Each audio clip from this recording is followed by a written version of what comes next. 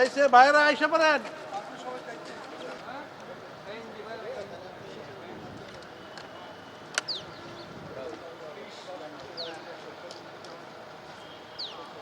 লিটন ভাই দাদা একটা দিছি আর বান্নার বানান ললো যেমন মাল্টি থাকে যেমন মাল্টি থাকে যোগাযোগ করে মাল্টিতে আমার আসেন আসেন বুঝছে এই নয় এই নয় বাড়ালে রেপ সারা না সারা এটা আয়েন কি অবস্থা এডো একটু কা তোমার লেফরাটাই কইলে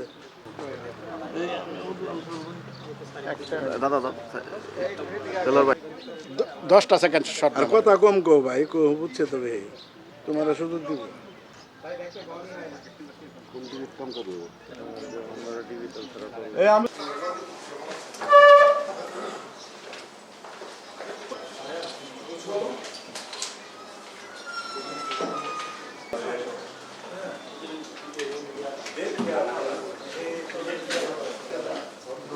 তার হাতে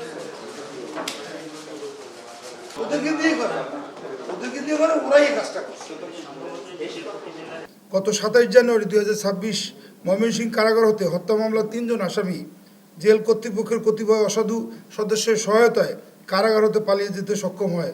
পলাতক বন্দীগণ হলেন আনিস মিয়া, রাশিদুল ইসলাম এবং জাকিরুল ইসলাম।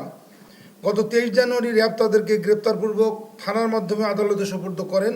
তারা পরস্পর যোগসাজশে কারাগার হতে 27 জানুয়ারি 2026 পালিয়ে যেতে সক্ষম হয়।